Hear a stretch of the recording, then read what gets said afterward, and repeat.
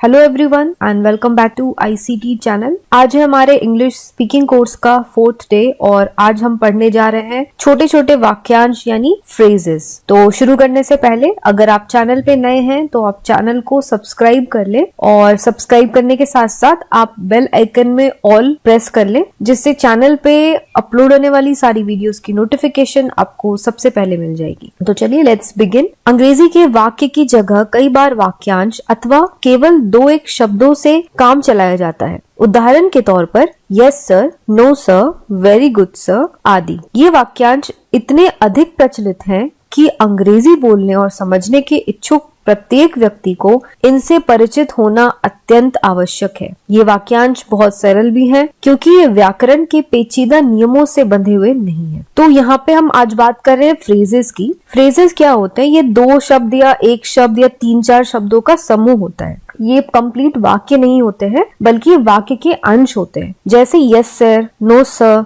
Very good sir, यहाँ पे example दिया है, ये फ्रेजेस कहलाते हैं। ये पूरे वाक्य तो नहीं है लेकिन ये अपने आप में कंप्लीट है, यानी ये एक कंप्लीट मीनिंग हमें देते हैं। ऐसा नहीं कि अधूरा मीनिंग दे रहे हैं। अब जैसे फॉर एग्जाम्पल अगर हम पढ़ेंगे आई वॉन्ट, तो आई वॉन्ट क्या यानी मुझे चाहिए। तो मुझे क्या चाहिए, ये आई वॉन्ट के आगे आप ऐसा लगता है कि कुछ इनकम्प्लीट है, ये हमें कंप्लीट सेंस नहीं दे रहा है। तो इससे डिफरेंटली अगर हम बात करें तो yes sir, no sir, very good, good luck, ऐसे जो शब्द होते हैं, जो फ्रेजेस होते हैं, वो हमें एक कंप्लीट मीनिंग देते हैं। उनको पढ़ के ऐसा नहीं लगता कि उनके आगे पीछे कुछ भी लगाने की जरूरत है। तो जो लोग अंग्रेजी सीखना चाहते हैं या अंग्रेजी बोलना चाहते हैं, अंग्रेजी समझना चाहते हैं, तो उनको इन फ्रेजेस के बारे में जानना बहुत जरूरी है। इन फ्रेजेस की जानकारी आप लोगों के लिए बहुत जरूरी है। एक तो ये बहुत इजी होते हैं और इनमें कुछ भी ग्रामर नहीं लगता है, मतलब जो ग्रामर के, जो व्याकरण के जो नियम होते हैं वो इनमें लागू नहीं होते हैं क्योंकि ये 2-3 शब्द ही होते हैं। तो इसमें ग्रामर के नियम क्या लागू करना, has, have, tense, direct indirect speech, ये सब चीजों से परे होते हैं और बहुत ही इजी होते हैं। तो आज हम इन फ्रेजेस के बारे में ही जानेंगे। तो यहाँ पे हमें कुछ फ्रेजेस दिए गए हैं, आइए हम एक बार चेकआउट करते हैं। फर्स्ट है मैं अभी आ रहा हूँ, यानी जस्ट कमिंग। तो मैं अभी आ रहा हूँ ये एक सेंटेंस है, तो इसके लिए हमने जो फ्रेज बनाया वो हमने बनाया जस्ट कमिंग। तो जस्ट कमिंग जो है अपने आप में ये कंप्लीट है, हमें इसके आगे पीछे कुछ भी लगाने की जरूरत नहीं है। और आप ये देखो ये सिर्फ 2 वर्ड से बना है और ये अपने आप में कंप्लीट भी है। तो इस तरह के वाक्यों को, वाक्यांशों को हम कहते हैं फ्रेजेस। नेक्स्ट, बहुत अच्छा, वेरी वेल, अच्छी बात है, फाइन, वेरी गुड, जैसी आपकी मर्जी, एज यू लाइक या फिर एज यू प्लीज, कुछ भी आप कह सकते हैं। और कुछ, तो जब हम किसी को खाना खिलाते हैं या खाने पे कोई है तो हम मुझसे पूछते हैं कि और कुछ लेंगे, और कुछ चाहिए, तो हम क्या बोलते हैं, एनीथिंग एल्स। तो अब हम ये कहते हैं कि do you want anything else, उसकी जगह हमने सिर्फ कहा एनीथिंग एल्स। सिर्फ ये फ्रेज हमने यूज किया और हम जो कहना चाहते थे, जो वाक्य हम कहना चाहते थे, वो यहाँ पे हमने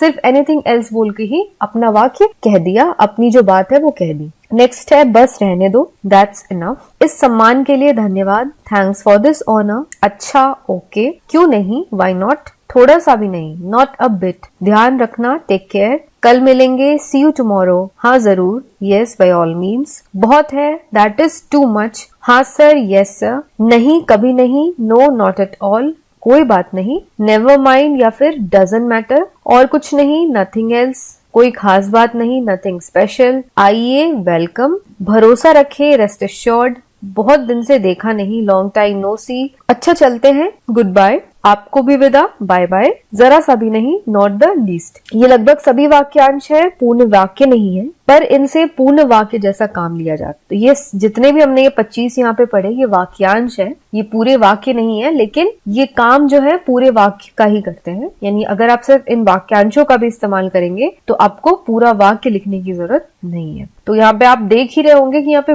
ये बहुत सारे ऐसे वाक्यांश है जो आप आम बोलचाल में जरूर यूज करते हैं। तो नेक्स्ट टाइम से जब भी आप हिंदी में, जब आपके मन में ऐसे कोई वाक्यांश आए जब आपको यूज करना है, तो आप बिल्कुल टेंशन फ्री होके, बेफिक्र होके ये इंग्लिश के फ्रेजेस उनकी जगह पे यूज करें। यानी अगर आपको किसी को कहना है कल मिलेंगे तो आप उनको कहो सी यू टुमारो। आपको अगर किसी को कहना है आइए तो आप कहो सीधे वेलकम। तो इस तरीके से आप ये सब कोशिश करें कि आप अपने डे टू डे कम्युनिकेशन में ये सारे फ्रेजेस का यूज जरूर करें। अब नेक्स्ट हम पढ़ेंगे आज्ञा या आदेश के वाक्य, यानी सेंटेंसेस ऑफ कमांड और ऑर्डर। तो ऐसे वाक्यांश जिससे हमें किसी को आज्ञा देने का या आदेश देने का बोध कराते हैं, वैसे कुछ वाक्यांश हम पढ़ेंगे। तो पहला है रुको, आई से स्टॉप। नेक्स्ट है बोलो, स्पीक। सुनो, लिसन। यहाँ ठहरो, वेट हियर। इधर आओ, कम हियर। इधर देखो, लुक हियर। यह लो, टेक इट। पास आओ, कम नियर। बाहर इंतजार करो, वेट आउटसाइड। ऊपर जाओ, गो अप। नीचे जाओ, गो डाउन। उतर जाओ, गेट ऑफ। तैयार हो जाओ, बी रेडी और get ready.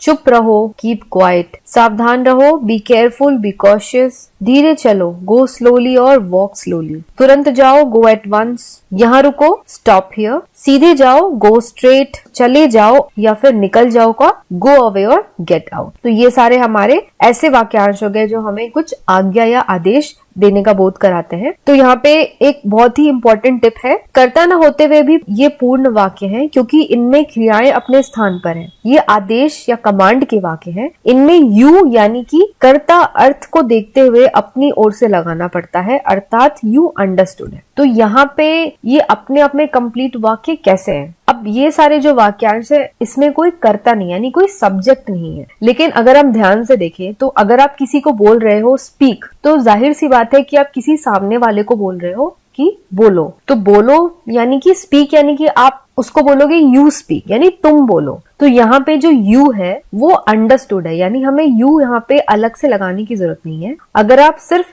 Speak, listen, wait here ऐसे बोलोगे तो ये पहले से ही समझा जाएगा कि यहाँ पे यू लगा हुआ है, क्योंकि आप ये जो भी कमांड दोगे ये जाहिर सी बात है कि आप अपने सामने वाले को ही ये कमांड दे रहे हो, या आपके सामने जो व्यक्ति है, जो लोग हैं, आप उन्हें कमांड दे रहे हो। तो यहाँ पे कर्ता जो है यू आ गया, यू यहाँ पे छिपा हुआ है, यहाँ पे यू अलग से लगाने की जरूरत नहीं है और इस तरीके से ये कंप्लीट वाक्य का काम करते हैं। अब है कुछ याद रखने वाली बातें। ऊपर बी भाग में सभी आज्ञा या आदेश के वाक्य हैं। आप इन्हें थोड़े से प्रयत्न से प्रार्थना सूचक वाक्यों में भी बदल सकते हैं। ऊपर के सभी वाक्यों से पहले प्लीज जोड़े। पहला वाक्य इस प्रकार बनेगा, प्लीज स्टॉप। इसी तरह सभी वाक्य बनेंगे। इस तरह इन वाक्यों की क्रियाओं का अर्थ आदर सूचक हो जाएगा। तो यहाँ पे हमने जो वाक्य पढ़े वो थे आज्ञा देने वाले या आदेश देने वाले वाक्य। तो इसे हम प्रार्थना करने वाले वाक्य भी बना सकते हैं, यानी आप किसी को आग्रह कर रहे हैं, आप किसी से पोलाइटली पूछ रहे हैं या पोलाइटली आप मांग रहे हैं, तो वो हम कैसे बनाएंगे? अगर हमें किसी को कहना है स्पीक, तो जब हमने उसे सिर्फ कहा बोलो, यानी हम उसे कमांड दे रहे हैं, हम उसे आदेश दे रहे हैं कि तुम बोलो। लेकिन जब हम स्पीक के आगे सिर्फ प्लीज लगा देते हैं तो ये हो जाएगा प्लीज स्पीक, यानी हम उससे रिक्वेस्ट कर रहे हैं कि कृपया तुम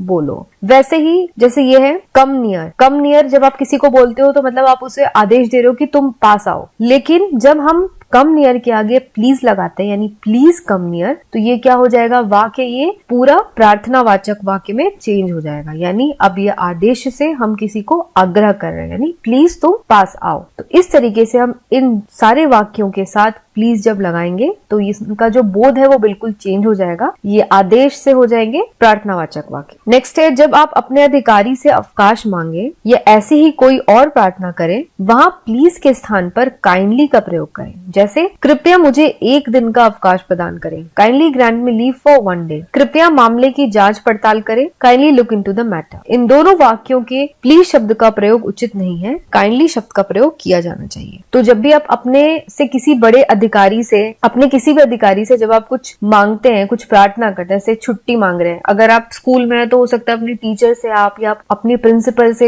एक दिन की छुट्टी मांग रहे हैं, या ऑफिस में है तो आप अपने किसी सीनियर अधिकारी से या किसी भी सीनियर से आप छुट्टी मांग रहे हैं, तो वहां पे आप ये नहीं कहेंगे कि please grant me leave for one day. यहाँ पे प्लीज की जगह पे आप लिखोगे kindly grant me leave for one day. ये काइंडली वर्ड यूज करना बहुत इंपॉर्टेंट है किसी भी एप्लीकेशन में, क्योंकि प्लीज जो है वो फॉर्मल नहीं लगता, जो फॉर्मल वर्ड होता है वो होता है काइंडली। तो आप ये बात ध्यान रखें, जब भी आप कोई एप्लीकेशन लिखें, कोई पत्र लिखें फॉर्मल, तो आप वहां पे प्लीज की जगह आप काइंडली का इस्तेमाल करें। अब नेक्स्ट है डोंट या डू नॉट शब्द का संक्षिप्त रूप है तथा कांट कैन नॉट का। तो यहाँ पे जब हम डू नॉट लिखते हैं तो डू नॉट को हम शॉर्ट में लिखते हैं डोंट, और कैन नॉट को हम शॉर्ट में लिखते हैं कांट। तो इसी तरीके से हम जैसे विल नॉट है, विल नॉट को हम लिखते हैं वोंट, शुड नॉट को हम लिखते हैं शुडंट, इज नॉट को इजंट। तो इस तरीके के शब्द में जो नॉट है उसकी जगह एपोस्ट्रॉफ लग जाता है। आदेश और प्रार्थना के वाक्य 9वें दिन में देखिए। अब यहाँ पे जब हम 9वें दिन के सेशन में अपने पहुंचेंगे, अभी जैसे आज हमारा चौथा दिन चल रहा है, तो जब हम 9th डे वाला जब हम कोर्स अपना स्टार्ट करेंगे तो वहां पे हमें आदेश और प्रार्थना के वाक्य हम पढ़ेंगे। तो फ्रेंड्स, आज के लिए बस इतना ही। आज की वीडियो आपको कैसी लगी ये आप मुझे कमेंट करके जरूर बताएं, और इस वीडियो को भी आप अपने फ्रेंड्स के साथ या अपने जानने वालों के साथ जरूर शेयर करें। तो आज के लिए बस इतना ही। मैं मिलूंगी आपको अगली वीडियो के साथ। तब तक के लिए take care, stay safe and have a nice day.